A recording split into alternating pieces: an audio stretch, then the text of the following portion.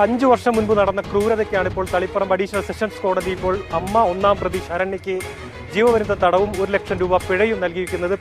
അതാണ് ഇപ്പൊ എന്തായി, കാമുകന്റെ ഒപ്പം ജീവിക്കാനും പറ്റിയില്ല, ആ പിഞ്ചു കുഞ്ഞിന്റെ ജീവനും കളഞ്ഞു. എങ്ങനെ പറ്റിയവർക്കൊക്കെ ഇതിന് സഹായിക്കണമെന്നാവോ?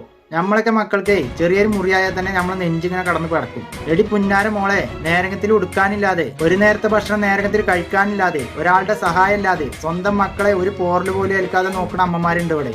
അതുമല്ലാതെ എല്ലാ അമ്മമാർക്കും സ്വന്തം മക്കളെ കഴിഞ്ഞിട്ടുള്ളൂ വേറെ ഒന്നും. അങ്ങനെയുള്ള അമ്മമാർക്കിടയിലേ ഇതൊക്കെ ഒരു അമ്മയാണ്. അന്നൊന്നും അമ്മ തന്നെ വിശേഷിപ്പിക്കാൻ പറ്റൂല, അന്നൊക്കെ വിളിക്കേണ്ടത് വേറെ പേരാണ്. അന്നെ പോലുള്ള വൃത്തികെട്ട മനസ്സുള്ള അങ്ങനത്തെ ജന്തുക്കൾക്ക് ഇതല്ല, അതിലപ്പുറം കിട്ടണം. ആ കുഞ്ഞിനോടാണ് ഞങ്ങൾക്ക് മാപ്പ് പറയാനുള്ളത്. അന്നെ പോലുള്ള വൃത്തികെട്ട ഉദരത്തിൽ അത് പറന്നുപോയില്ലേ, അതിന് മാപ്പ്. പുറം ലോകം കണ്ട് ആസ്വദിക്കണീന്റെ മുന്നേ അതിന്റെ ജീവനെടുത്ത ഈ പൂതനക്കില്ലേ കേരള ജനത്തിന്റെ മുന്നിൽ മാപ്പില്ല. പിഞ്ചു പൈതങ്ങളെ അവനവന്റെ സുഖത്തിന് വേണ്ടി ഇല്ലാതാക്കണ എല്ലാവർക്കും ഇതൊരു പാടായിരിക്കട്ടെ.